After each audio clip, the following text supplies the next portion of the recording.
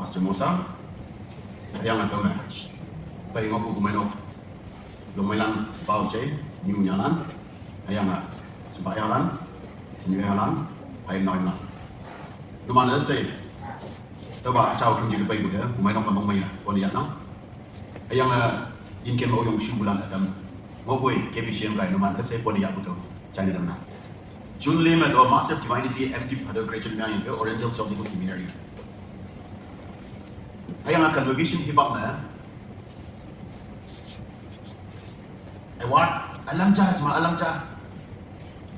Tahu dek ayang boy tahu lah kayu buat. Ayang boy tahu ke bapa anjing dah suspek ni yang buat jah. Ayang awat tahu lah jah hay jah si i. Hengau ya Taiwan dah. Tahu ke bapa hengau tahu tahu. Ai ha kata aja simba classmate cha min ton imin ingai hayang tahu tahu dai hayang tahu te atau hangi bai no se hayang bote ni ngoi dai nan hayang tini ado sermon jam dawan da mix homa ni lim li bai hayang hada awada alo jini ji hayang boy dignity of labor yu ning da yu mo bo ngobe ngam tu lim bu da yo bu hayang tahu ke nan bu Tahu encourage ni yang lah, lihat yang jama hat kok, ni jadi teman deh di mawar desuan yang ni, oleh sekaya, hayang tahu ni hang senenan nan dua yui jalan, hayang hang senenan atau nan bu, atau ngin report yui nan bu atau report dah kaisi, tahu cina, tahu deh tu, yak tu ya alawa hang man biu jangan, hayang kat dalam nama aku man orang buat hayang buat tahu link ok lah, di mawar tahun lah, tahu cina, Hansi River dah banyak. Yang bau yang muda yang mong di aso no atau hai mong ang pun yang ma ong pun yang ma alang akang ngai dok ma atau lama pun natural design yang ya aku ingin itu poin yang 100 poinไป200 poinไปau sing hang sen 1000 years mo yaไปyesu ayang ko to among bu be acing yan ki bu ke ngai wanda atau matuman ya sanak na se ingin ning na design yang bulan lama do gitu tahu jina li ke yang semai me ya sanjang bu li ya ba yang atau ko de jawa dam ang yang hadok niya hadaw yaw na lai. At ting ma hadaw yaw do lam ma yaw do ta ka ta na yaw pet ku kian ni le ma ya lai ko yaw hadaw ni ga ya. La i yang ngen hang sen daw si ngen hang sen daw si na hang sen erne yang yaw wanda daw ba si yong se erne yang bu yang mo. Ani ba li mo ado hadaw encourage na yang daw na daw ti mo nam no yang ani utai.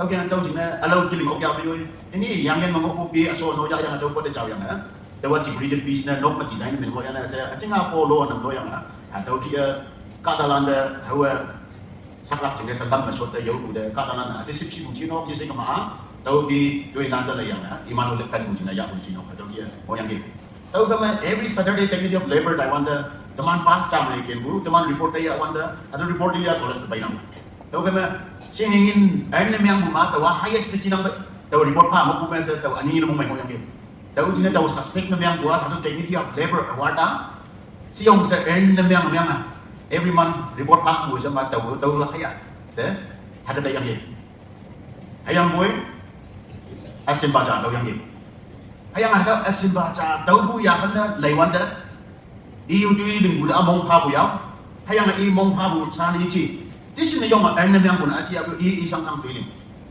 ayang iya college tu dah yang leng ngok bu yang iya pi cincang ya yang ada pitching dan lama no yang dulu yang wang piang agam ji kau ada IEA Oriental Theological Seminary College beautification gymnase ada administrative block iya tahu pitching ya we yang tahu di mana chief na ingau ada yang i dulu bu ada tahu yang ini tahu jangan tinggi jangan we tahu tahu udah ada yui sah tahu lang just demi yang buat cik ayang we yui tahu usaha aja, tu hangga taman, hangga contribute yang ada ngomong yang mah, mio tahu kibu lama, dua kali yang mah, tapi dia level warna, apa bah, yang usaha aja, ayang boy, his contribution or her contribution towards the college, all your friends, tahu jadi tahu outside of the box, kibu ngomong yang masih tahu yang ini,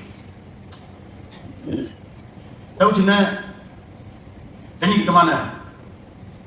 Teman failed yang saya guna, nam no good way ngama. Yo ambo successful family lang, mahu kem bisa makau yang mana. Hayang tahu dek punya family si kema, Kong Kimbu, awat tolak lam sana mukla. Ayang bu UGS convocation dengi. Tau gahak sebu, tau ye tau ok kia. Lak na wang dang am ching ma. Mo su bu biang ma. Tengi teman ching na lengi nak ipak meja mona. Tau ke teman pai kama ni bu tanap bu kawang ngau men. Topik a ok lak na ngo wanda nang kawang sau san do. Oh, doing them. Serve God or work for God while you can. Nang oglak na wanda si ibu na. Tanap teman ibu lain me wanda met mau baca jam e.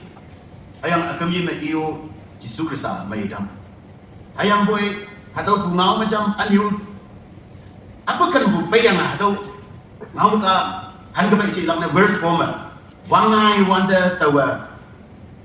Wangai wanda tau owe sun i tui temana tau owe sun i tui temana dengan yang wangai wanda tau ada Yesus Kristus i owe sun ada sun dua kawang ada kawang tui temana dengan yang owe wangai wanda si yang mana hayang na owe tui jiling oklak wangnya baik lagi owe tui jiling oklak wangnya baik lagi dengan bit mau ba wangnya mah punang ngobu hayang atau dah wangai tam yang hang sin jasa nyali mai ni apa hayang atau mai tambu jisu sip pama mai tam nak healing ministry ling wanda aniu kata landa sermon ja bua wangnya baik lagi hayang jadi ba jisu Kristus son son buba kawang sausan do wangai me mau wanda sejam ni tau kan materi teman wangai mau nak hayang ngambil mau bau wangai yang kena payang dia.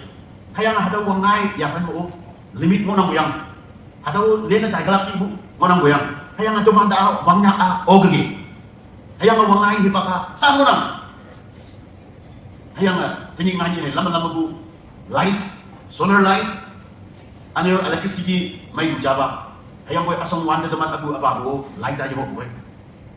Tahu kan drilling bu lili kong ke buah ni dengan ibu. Wangi tidak hilimbu, wangai hilimbu. Tahu cina cisua, atau tandeks mah. Ini cuma nanti nambu, wangnya wangai limbu, wangai mah wong bukia. Airport baik kemana, wangnya polisi wangai di sini mana? Pengorang bukai. Tahu cari buka tu masalah orang. Hayang boy atau tandeks. First century mah ada wong polisi bukai. Kemana ni bu ada wangai wanda jawab wangnya mah, wangai yang wong bukai. Tahu cina ada wangnya baik di si wanda, wangnya mah tujuh jadi ngopu. Hayang boy wangai mah tujuh limbu. Aniu tinggi teman konyak katalan naga katalan no office tu wangai mah tinang kainan dia live bandu wangai mah kainan dia teman jui lu pilih biasa no wangai kainan dia tapi betul no wangai kainan hayang wangai mah tinang hayang wangnya ke mah teman tu yu jeling betam betul nam no kelai inang hayang yang kainan tahu cina ada wangnya ada pai bermiang ke mah jeling olah ada wangnya pai dia ninok cina cina nam cina tahu kai mah wangai asa hayang ada wangai wanda ok lak na ngau wanda tuiling yak si mo na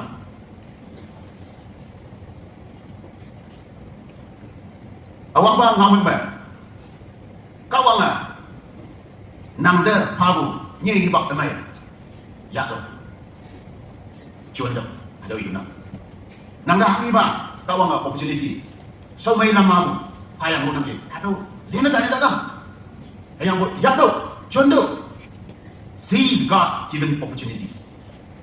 Kalau nggak nanda hayang lupa ada opportunity, ada boh mana ya acuan. Hayang Ephesians afong ni aleng panma for we are God's handiwork created in Christ Jesus to do good works. Kalau nggak leng uyak tuh, hayang tuh mai leng lak sing kalau nggak leng ngai siang mana. Hayang tuh mai leng lak kalau nggak teman man saudara teman tuh leng lak sing leng ngai. Pa ang mutay kam.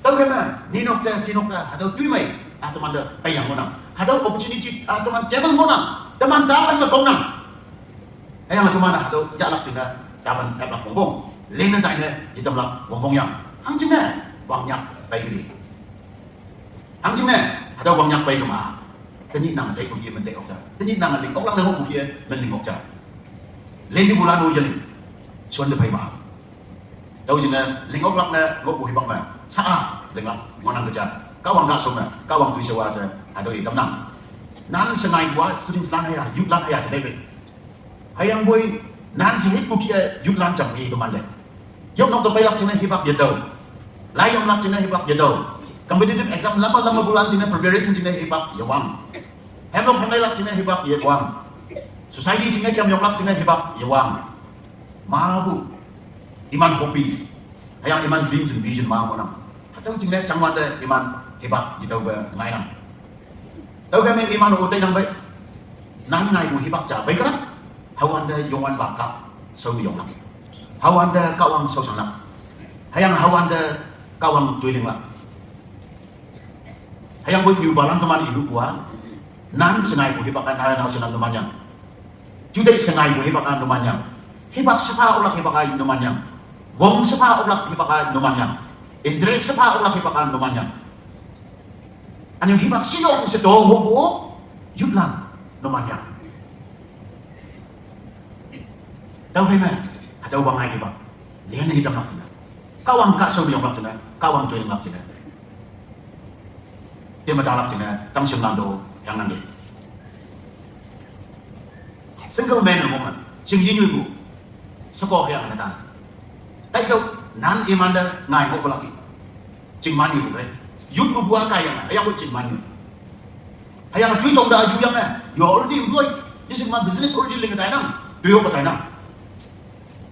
Hayang single lang naman ko tay no hibak chama family ni lang soko natanya lang natanya soko ya lang jingyoy lang hapon na pa lang hayang na halan lain yung nasunat singaman na lang nok wi pong wi lang yapan lang lang settle na lang hataw settle na yang pay ba sati yang pay ba family ni yang pay ba hibak ataw lang hawanda kawang tuy lang society tuy lang kawang da wang mo yang halang hanggang tayo ngayon. Hamaan, sa ating yung yang nok na yang family na mo po yung balan. Nahalan, jong yan na yang mo po tuman. Nang sa tao mo na, hibak sa mga ulang na, contribution siyong sa baylak na, kawang siya na may ligla ka. Expectation hama, tuman yang man. Tuman na pawo yang man. Hayang mo isang practically like that one da. Huwag mo tuman masikhay sa nyay. Semen lang di intereso anyo taon na semyang anyo family yo acho ayong ko kibo hangki ko kibo tuman kiyan kumainok tuyo kiyan chakli tuyo kiyan hayang hibak ta yam daw yadaw hibak amaya anyo chadaw galaki daw kay we feel very inconvenient to serve God to work for the Lord sao tuman na subu right time kawan sesenak cina hibak amay no, babu dah mandau. Hayang kau cuy dengan cina, siapa ingin? Wangan mui budak. Hayang tahu ni payah situ, tahu ni man mui. Hak kalau yang tahu cing mui yang payah situ, tahu cing man mui. Hayang mui wang mui bayi nyut order. The night is coming. Wang yang payah ni. Hayang ada nak asal musim. Kau yang tu dengan sih masalah. Hang ni, lingkok lah. Acing aja siap yo siap bersama. Nang ayat mo ko ibak mo na. Nang jual mo ko ibak mo na. Hamaa. Pambem tayo dito. Tuman hanghiya mo lang. Au simbu. Do pay si yong hiday mo no. Au simbu. Tinok abaki na banday mo no. Au simbu kada adam kia. Jamba-jamba tak yang saya mik mo i pom tayo jeni bunga no. Au simbu. Kada adam sama bongbu teman tayo ku sebay halan bongbu kia. Nok sa kadala na wheelchair sa sulak na lain ako. Au simbu. Nang ngau ilak na naman. Sudah koncong ngau ilak kata na ijiba. Yan nang ba. Lumay sa yung namiyang to. Silo pombu yang sino. Nang ngawan yang apu nok sa kadala na ating dilakong na. Sati nang ngau yak na yung may. Nang dayikan bu ichi. Ati ikan bu na ichi la. Hayang bu hangi ba si pombu yang si mama. Pombu kaya. Wangyak bay juga. Kawang anjing cunay juling hasi kema, nang cunay may wanda, nang ganmong may wanda, nang ngomong wanda, ano yung semen lang biu, cuncang hatang kinjang mong wanda, sa ayo siya.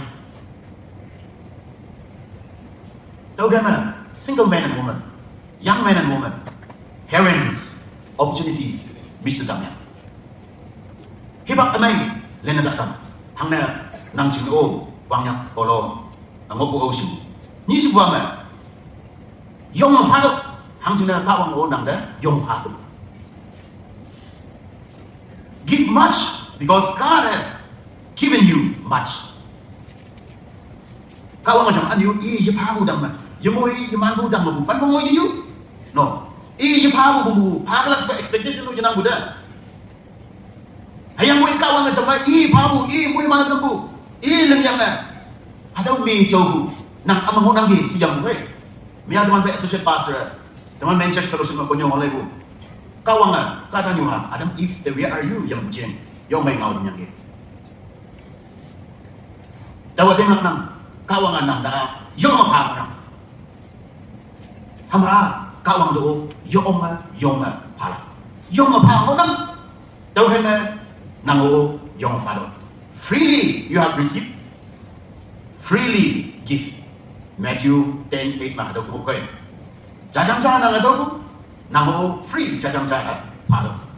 용용은 나가 자장자 đâu 나고 용용 아까wan kaso jina 자장자 바로. 똑바이 시저 아야다 달래자. angna kawangan nang dalo ko habu hadaw mo yung pani ko kay. Kawangan nang ang iban lo mo himan nang daw mo buhay accountability yung kay. Hadaw mo buhay gratitude yang ko kay. Daw kay ma pa ba pa yang hayang buhay Tay ching di yogo pabon yang kama. Kawang ngomong yung may hayang hayang nino ko mo himan di tawlang na ngai ko. Ma hayang di kawang nang de ninok de nang o ma hayang. Kawang de hayang di kaso ching.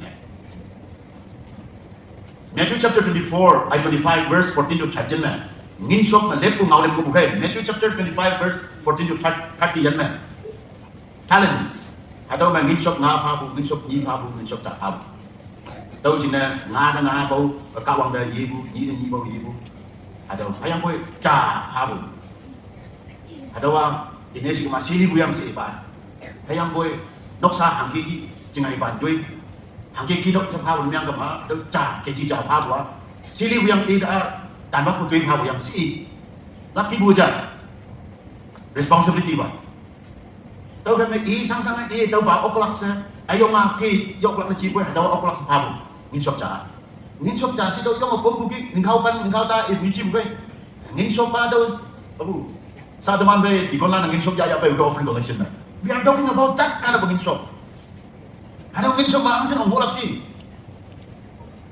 ayang ngin shop cha ada uang bukai ayang ba tau ba chama niu ka tok so yang ba hai chama tu yang mo yele hango progress ja hango no ko ba ching na se en ne yang la yi ba hango yele ada dia kemana nginang đâu mà level lại wonder các ông nang outing ta tengi ani ide accountability ang udang mong ha mo nang may nang kisi po ya mo nang ani anya mo malak ayang boy cha đâu po makan ma ni đâu po nang chau kan chau đâu ko just mo wonder đâu po apa kit sa to ong yang ai ka wang to mo nang pa mo ayang boy simpati ya kai ai ya ko outside the box yingi ko ya ada đâu ong yang siya yang hoi wang ba chi hayang ba ini ning de do ko lai wan de dau moral lesson ai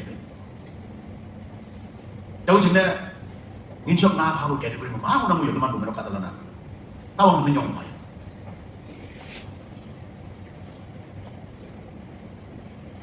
hayang na tuma na sila ka ya sa ya ma ha sa ha ma mai ba ji ya medically or physically or ha ji dai lang te do những ngày chứ đại lập đấy đâu, hả ta mấy cũng nói chịu bên, hả ta ai háo gì chịu,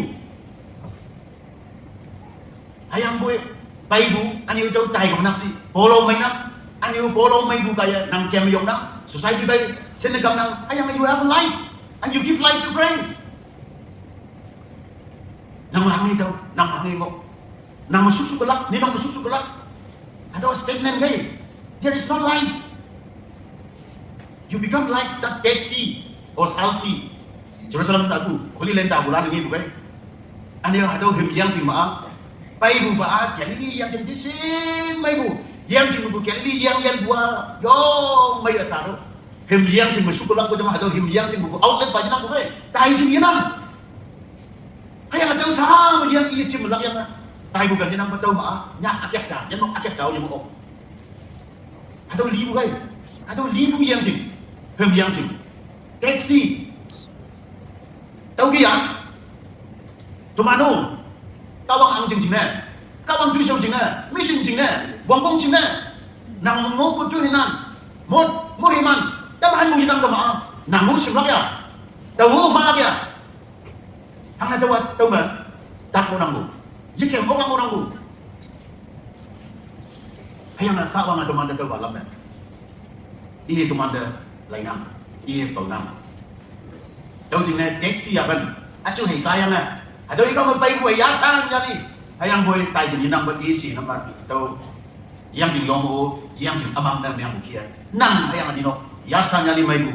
Tahu dawano moy mantu nok sa laibay kumana. Hang na lila. Hang na mala. Nau sinayalan. Si may yama buhay mabay. Singaman bu di sini kau yang na. Pwede yang kay bu di sini man yang na. Hengaw di sini man ko yang na. Sudah ko yung di sini man yang na.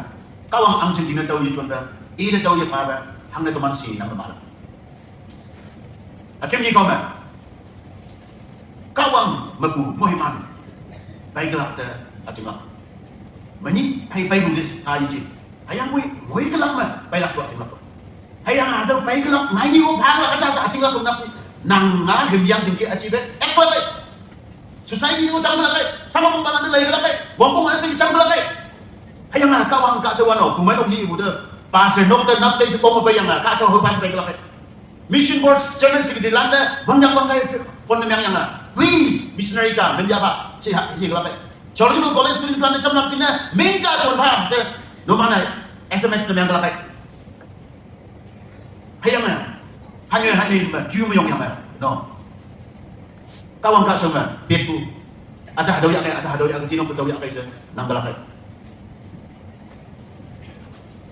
tahu cina ating laptop kawang dia haru hayang kawang dah hawa nang u anyu enjay jam tahu ye kelak saya ating laku mongon mongon nak si hawa jam ali dai ba ka hamba ali dai jam i mo em jango yang dai bukan hayang ada ali dai ba yang lagi saya tak saya sai boleh dia iya i ka ma i sinang boleh Taiwan dah i hangi kai boleh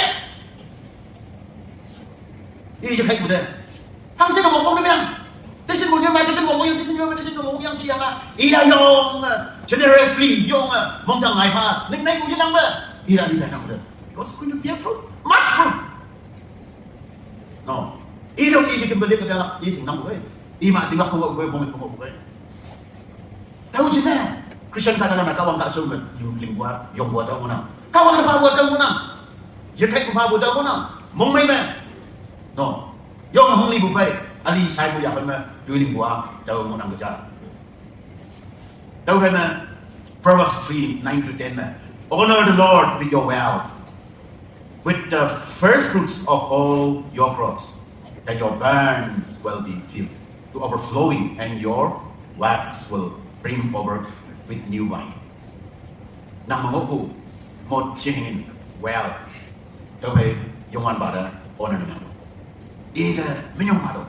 Hayang ating laku ali saidok. Teman topik ang isi, oklak na ngowanda nang kawang sausan na. Oklak na ngowanda ninok kawang duit. Hang jing na teman-teman ibu lain wangai hibang pai doya liguyang wangnya pai diri. Teman ibu. Hayang teman si superstar imam. That's a warning. Dalam mission duit, hibang pai arjin duit aja.